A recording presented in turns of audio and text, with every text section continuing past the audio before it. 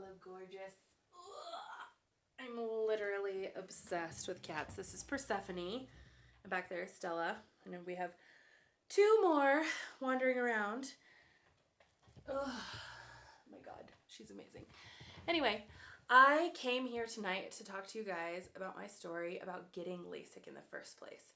Last night, my share was about how I've had LASIK for 6.5 years now, and I'm about to be back in glasses. So I'll go ahead and post that video below if you didn't catch it and you're interested. But tonight, I wanted to talk about my story about actually getting the LASIK in Mexico, because I realized that I hadn't really talked about that before with other people, with you guys. So anyway, I was living in Playa del Carmen, Mexico at the time, which is on the Caribbean, gorgeous, wonderful, very hot, about 45 minutes south of Cancun. And if you know anything about medical tourism in Mexico, you know that Cancun is kind of one of those hot spots, right? So I found this eye clinic and they did LASIK, and you could actually like get in and out in one day.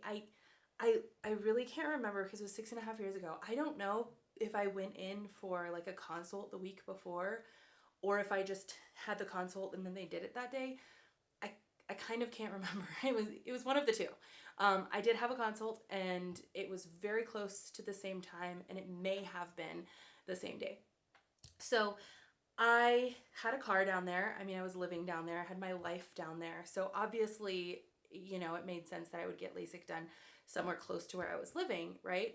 But I chose not to drive myself that day, thank freaking goodness. But I also kind of like underestimated how much it would bother me.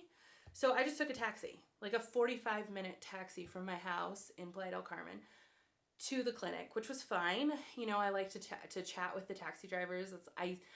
People ask me how I learned Spanish, and one of the main things I credit is just chatting with taxi drivers, amongst other things. But anyway, so I got there and things were going smoothly. I told my partner, who is now my husband, I told him, yeah, don't come down, because we were long distance at the time. Don't come down, it's fine. I got this. I even left my kids with my ex, and he was going to drop them off with me after I got home, because I really thought that I was going to be totally fine taking care of my children an hour after getting my corneas cut open. So anyway, I was there at the appointment. I had the little consult either a week before or the same day. I don't know. And then they gave me some eye drops to numb my eyes and a pill to kind of calm me down. I think it was some kind of anti-anxiety, something like that. It was very clean, very nice, very top of the line, all of that.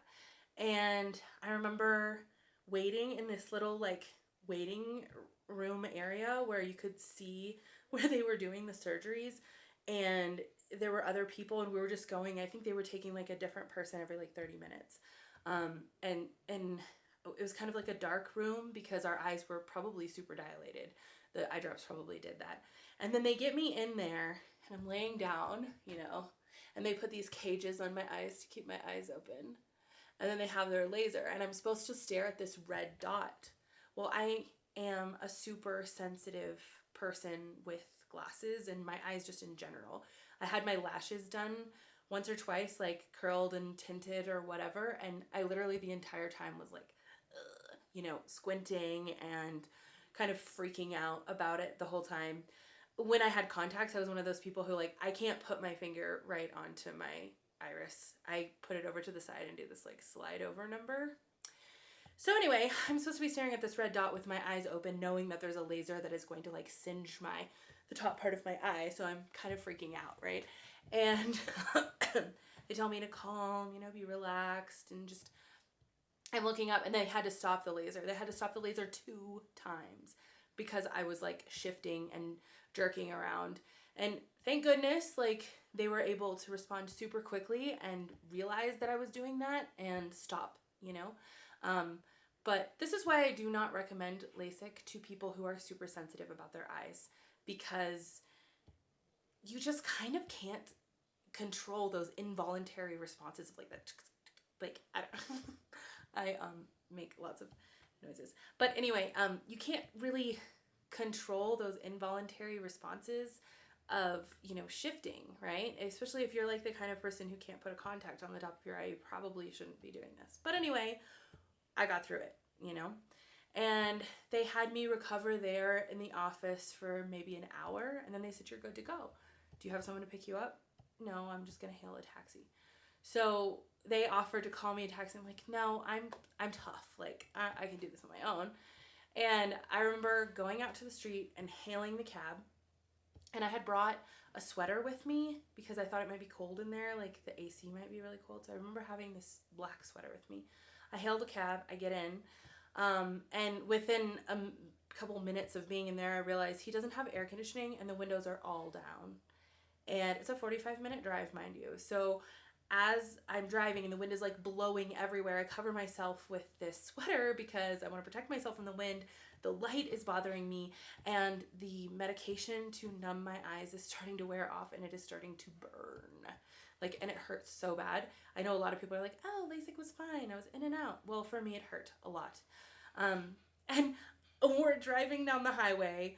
I'm like covering my face, and I told the guy what had just happened, but he didn't seem to like register or understand what I was talking about.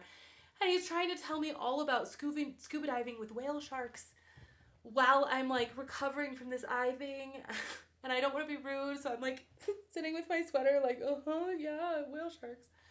And then eventually he drops me off at my house, and I told my ex, I'm like, I'm sorry, I can't really be responsible for the children right now. And I basically just like laid in the bed and felt like I was dying. I'm kind of dramatic about this kind of stuff, especially my eyes. I think oral pain and what's the word for like eye pain? Oh my God, I can't think of it right now. I'll think of it like after I turn this ocular. I don't know. Those two types are probably my biggest thing. Like when I broke my toe, I literally like limped to the hospital, to the emergency room on one foot. But when I had LASIK, I was like out. So that's my story of LASIK in Mexico. I actually think that if you are going to get LASIK done, this place was a good place. It was highly rated, very, very clean, top of the line technology. They really got people in and out. They knew their stuff. They were very, very quick with their responses when I was not, when I was jerking. So I actually don't have anything negative to say about my experience with this specific place. And like I said, I've had a lot of different things, medical, like I haven't done any kind of elective medical procedures, but I have had other medical procedures done in Mexico that were necessary, and I've had a really good experience every time. The prices have all been very, very fair. I think my LASIK cost about a quarter of what it would have cost in the United States without insurance, or maybe even less. So that was all a really, really good experience. So I think that if you are going to have LASIK and you are not super sensitive and fidgety, I think it's actually a super good call. I think that it's especially, and if you don't have vision insurance. So anyway, and as far as I feel like I should mention this too, because in my previous video I did mention that I'm getting glasses, but that is for my astigmatism, and they did tell me when I got the LASIK that the LASIK doesn't usually correct everything from the astigmatism, and I may still have some issues, but that my sight would be a lot better and I could probably go without glasses. So, for like 10 years. Clearly it's less than 10 years, but it is astigmatism related. I don't have like nearsightedness, like typical myopia symptoms anymore. So that did work, and it's been great. And I'm actually kind of excited about getting my glasses for the computer and the night driving. But yeah, that's something to keep in mind if you have an astigmatism, and then obviously to keep in mind if you are super sensitive with your eyes, that maybe LASIK isn't the right call for you. And glasses are super cute.